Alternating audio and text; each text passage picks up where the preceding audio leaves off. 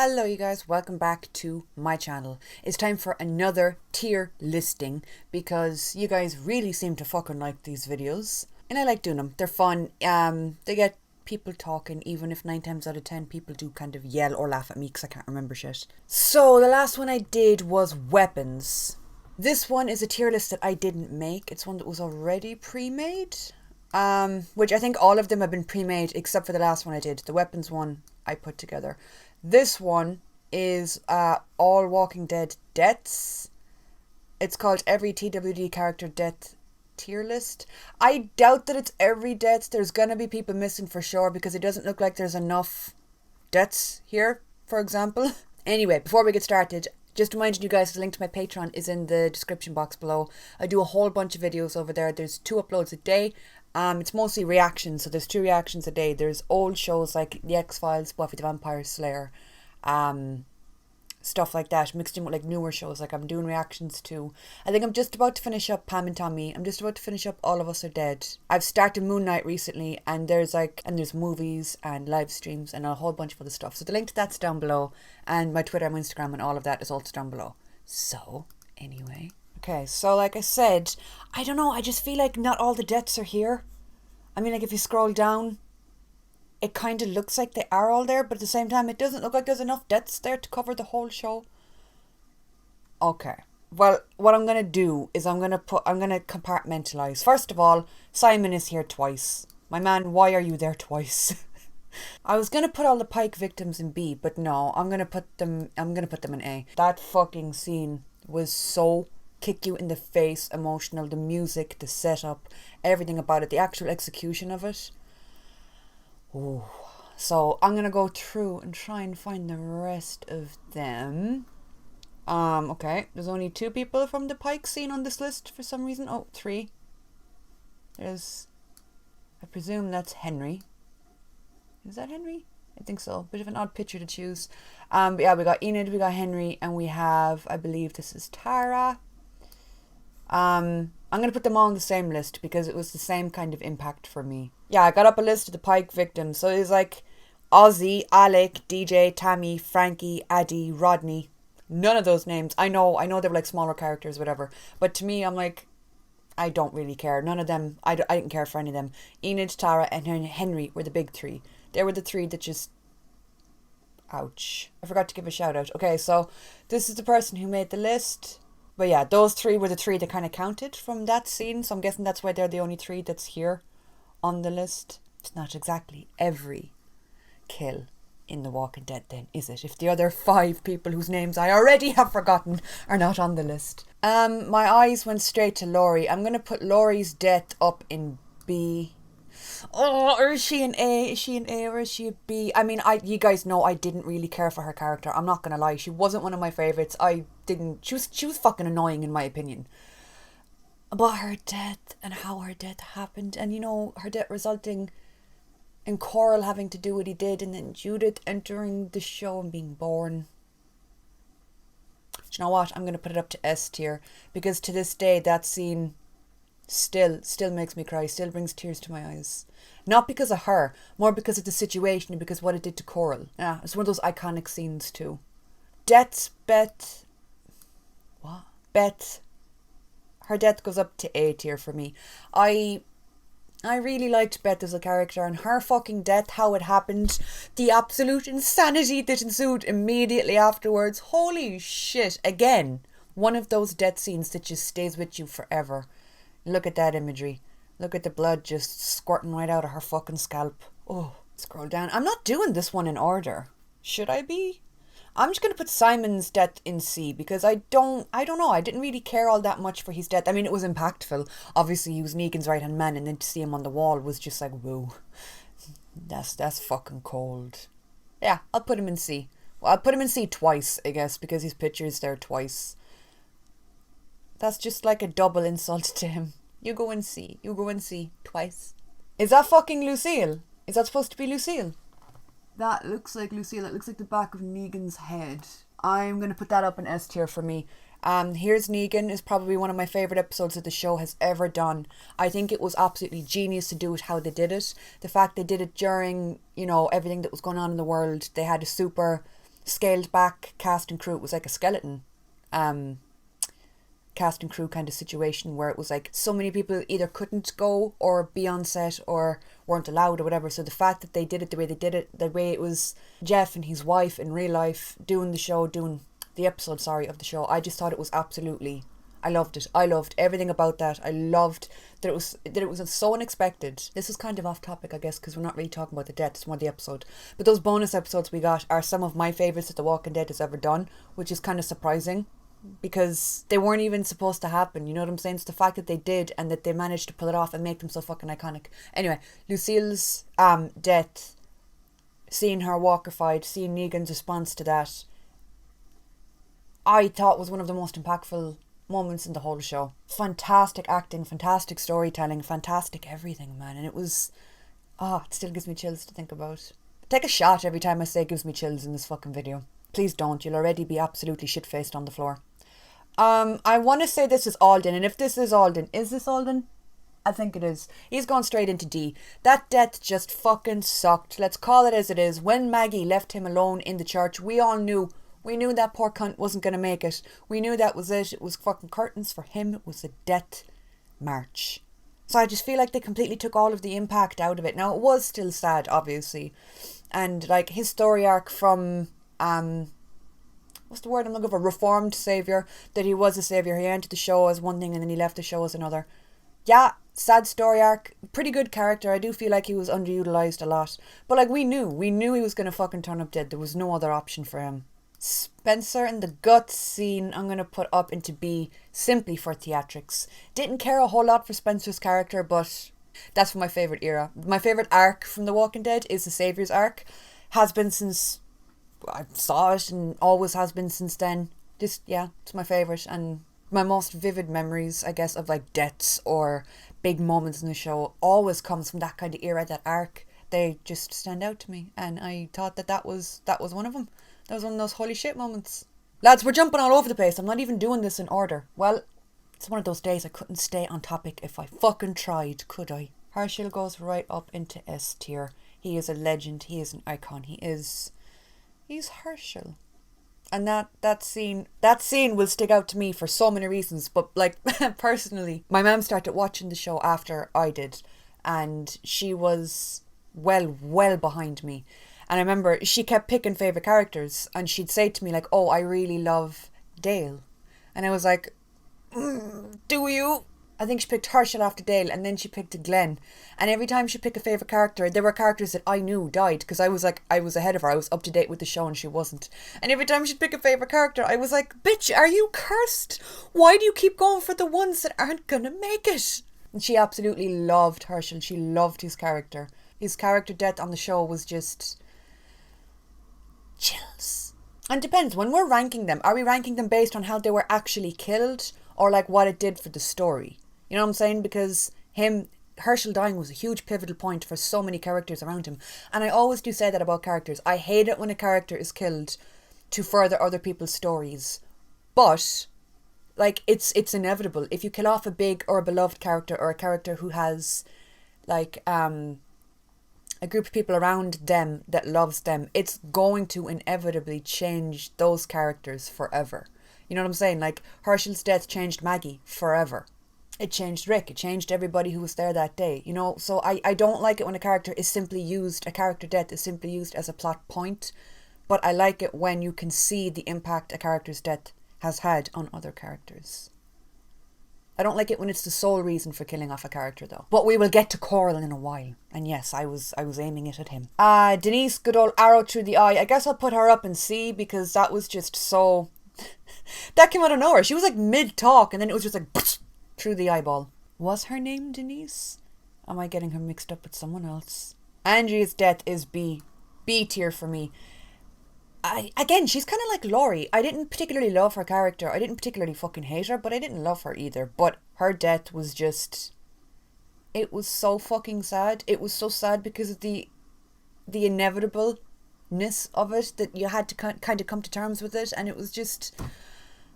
it was so sad. And hearing the gunshot then from outside the door was... oh, it's shot time again because chills. I think the fact that Michonne was there for her and with her too at the very end was just so fucking fitting. Deanna, I'm just gonna put you in like D because I didn't care all that much, not gonna lie. I mean, like, it was something, but I didn't really care. It was something I didn't care for. Bob Stuggy in the Tainted Meat, B. Icon status, B. I guess icon status would be S. I'm gonna put T-Dog up in A because I remember that being one of the first real, well, it was one of the first real deaths to kind of hit you in the face and was just like, whoa, that's how it is it? And I've said it in my last few tier videos that, like, I feel like the further back you go in the show, it's kind of hard because the first time I watched season 1 through 5 would have been, I want to say like 2016, 2017. So I feel like I'm so far removed from the person I was back then that I find it hard to connect to the characters that either I loved back then or that had an impact on me back then. The earlier characters and character deaths, character arcs, they're not as fresh in my mind and I'm not as attached to them as I am with the later seasons. But this is still one that I remember really fucking striking home. And I said it as well in a other tier video. I think it was it my character, my ranking the Walking Dead characters. The amount of chaos that surrounded T-Dog was just... You had the whole fucking key on the ceiling situation, or on the roof, sorry, not on the ceiling. He wasn't just sticking to the fucking ceiling like Spider-Man. You know, the whole key thing for the handcuffs. He got bit in the courtyard, and then he got bit saving Carol, sorry, didn't he? In the, like, hallway or something. He just, like, rugby tackled a bunch of fucking walkers. He was such a chaotic... He wasn't a chaotic character, but chaotic things happened around him. Governor, I'm going to put you in B, and I can already hear people screaming at me or laughing at me in the comments being like, Governor is only on the B, he's S tier for me. Well, good for you, but this is my list.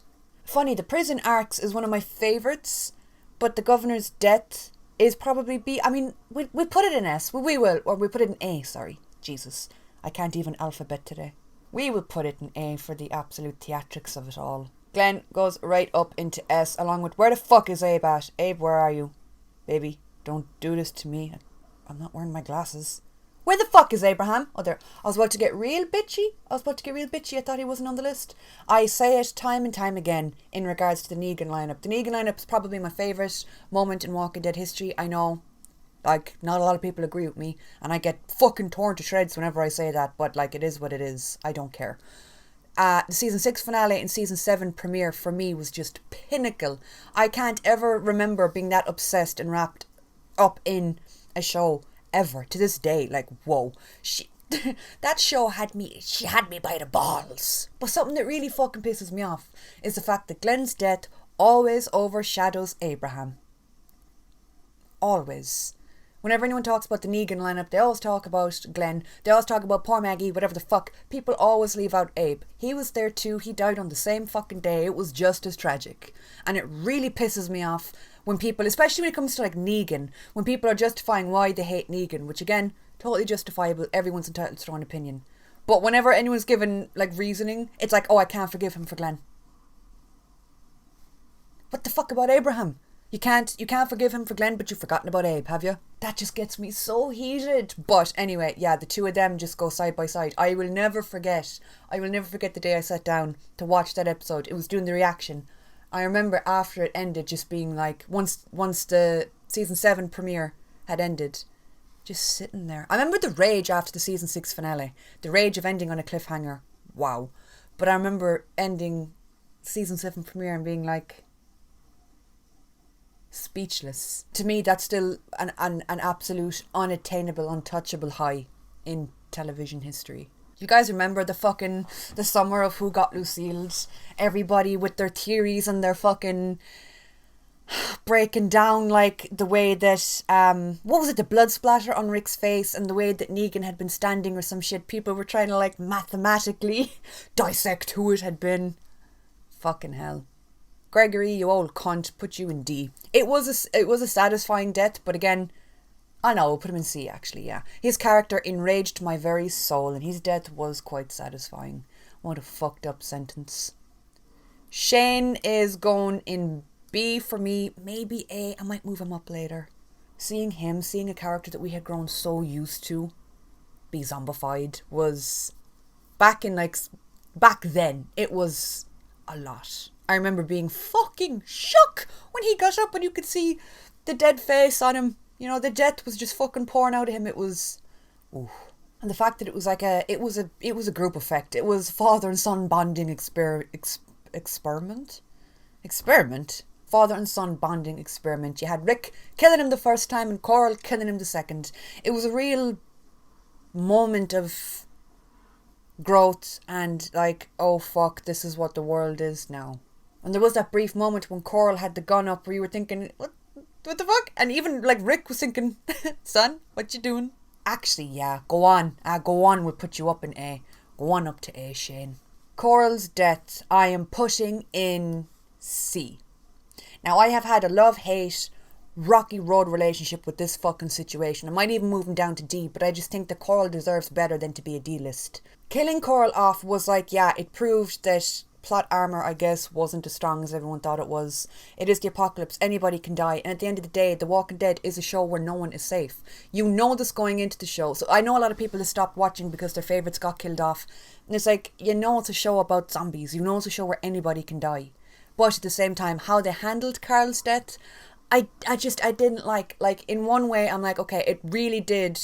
It pushed Rick forward. It pushed Michonne forward. It pushed the Negan storyline to an absolute, like, crescendo. And then, you know, you had the scene by the tree. You had Carl's letter being read. So it did have an impact. But at the same time, you really had to kill a character with that much potential just to settle that. You know, I like how it happened. Like, look, he got bit saving, I want to say Sadiq. So, like, trying to do the right thing, trying to be a good person. And it does drive home it's the apocalypse. Nobody's safe. In the real world, there is no plot armor. One minor slip up, one tiny accident, and you're dead. You're kind of fucked. But he is Rick Grimes' son. I just haven't gone through the apocalypse with him and see him grow from the little kid in season 1 to what he became, to this young man. There was so much potential. There was so much potential for his character, and I'm still salty that he was killed off. So I am his death to me felt like a plot device, that it was strictly serving moving the story forward and the characters around him forward. And I'm like, you guys couldn't have come up with another way to do that didn't involve killing such a beloved character. But at the same time, no one's safe. Do you see the mindset I'm in? The two conflicting. I'll put him in C, but I can't remember. Was I that mad when I first saw it? But like, in hindsight, looking back on it, I'm like, yeah, that wasn't it, man. You should not have made that decision.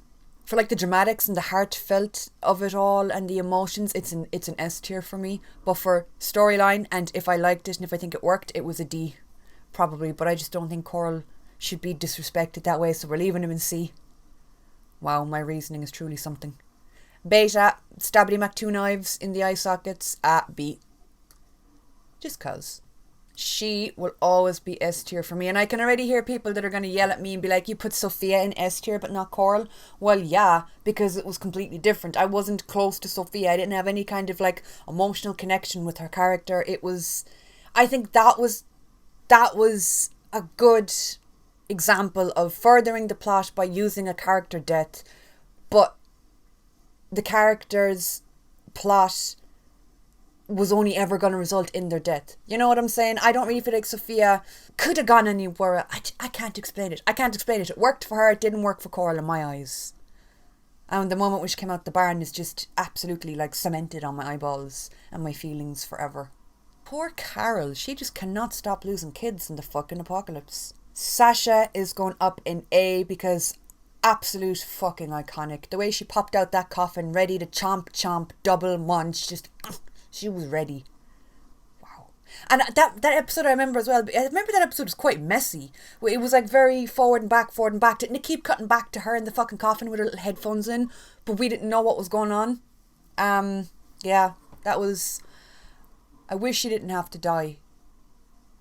But it was so dramatic. Look at the flowers, I guess we'll put in A as well. The two girls will put the Look at the Flowers in A just because of like, it's so iconic now looking back on it, but so incredibly fucked up. Like, okay, you guys. It just kind of showed at the time too that like nobody knew what raising kids in the apocalypse would look like. No one knew if it would work, how it would work, what kind of impact it would take on the kids, and they're like still developing brains. Coral just adapted like a fucking sand snake to sand.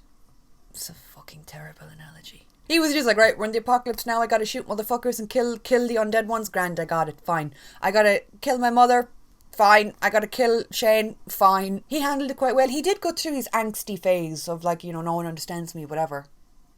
Yeah, so I guess he handled it as well as he could. These two kids, Izzy and Mika, I always get them mixed up. The older one killed the younger one. She clearly did not handle it well. There was something going on there. But then you gotta ask yourself, was there problems, you know, pre-apocalypse with her? Again, another example of poor Carol not having the best luck when it comes to kids in the apocalypse. They just always end up dead or dying around her.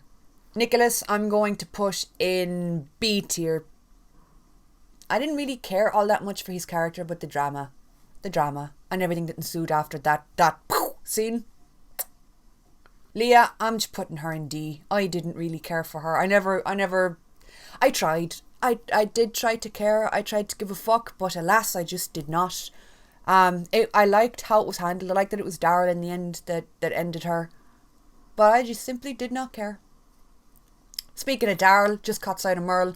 That's gone up to A for me. I didn't really care all that much for Merle's character, to be honest. And looking back, I still don't. But I have to say, seeing him zombified, hearing the sounds of him eating, and Daryl, the way he just drops to the floor is just heartbreaking. Oh, Norman fucking killed that scene. Funny, because whenever I see that picture, this one, all I can think of is Daryl crying.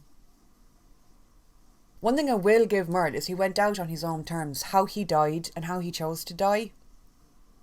It was probably the single noble thing he did in his whole life. So I will give him that.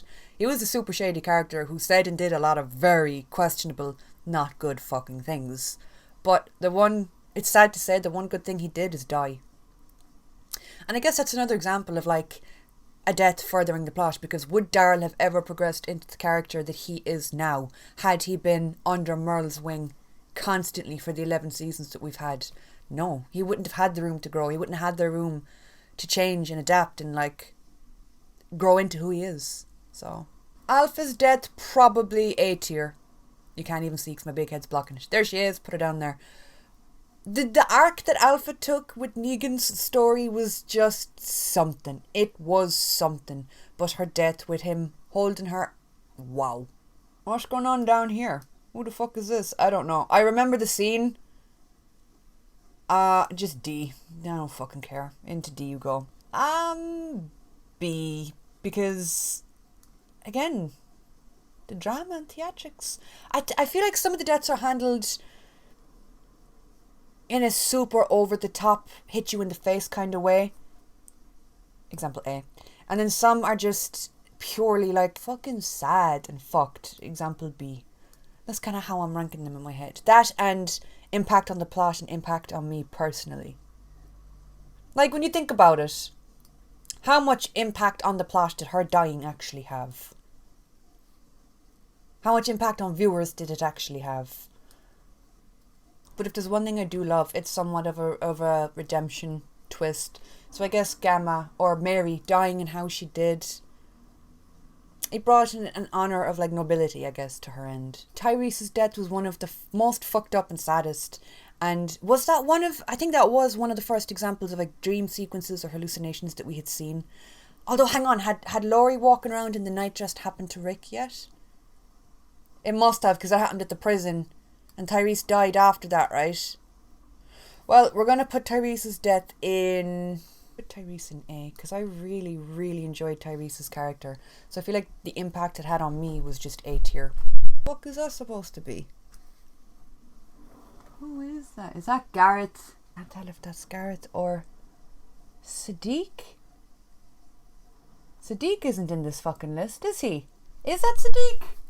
I can't fucking see, man. My eyesight is shite. Okay, well, I'm gonna say that this is Garrett because it kind of looks like Garrett. If that's the case, Garrett and that whole situation is B tier for me. Where the fuck is Sadiq? He's not in this list. That was so tragic and so dramatic I couldn't even get the word out. Oh man, Noah's death was fucked up. Yeah, we're gonna put that in B. That was fucked. Especially because you had to watch it so up close. Glenn had no other fucking option. He was just sitting there looking. Actually, no, put that up in A. And Jesus. Oh, Jesus. I actually don't know whether I'd put him in S tier or D tier. I have two extreme looks on it. He shouldn't have been killed when he was. Okay, no, actually, we put him in S. He shouldn't have been killed when he was, but how he died was so... his death was just so S tier. They could have done so much more with him. He was completely underutilized as a character. Yeah, but the drama... The drama and the flourish that he went out with just... was in line with the character. I miss him. I still miss his character to this day. Would there be anything I'd change about this, I wonder? I mean, probably. Looking at it now, I feel like Beth's death would probably be bumped down to a B. Yeah, both Simons are still staying in C.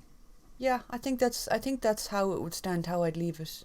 Like I said, it's always hard to judge these things because it's a mixture of like what's coolest for the show necessarily isn't like best for the storyline or progressing the... You know what I mean. There's different ways to rank things and look at things. But that's where it stands as of now for me. I fucking love these videos. I can already taste the hot takes in the fucking comments. I can already hear you guys yelling at me. But yeah, you guys, that is it for this video. As always, let me know your thoughts below. If you do the list, I'm knocking half the shit on my table. If you do the list yourself, you do the tier list yourself, tag me and let me know what you would have changed on Twitter, or let me know in the comments. Like I said at the start, link to my Patreon, my Instagram, my Twitter, everywhere you could possibly want to find me is in the little description box down below. So yeah, thank you guys so much. I will definitely continue doing these because I'm having a right laugh at them and you guys seem to be enjoying them too. So for now, that's it. Thank you so much for watching and I will talk to you all soon.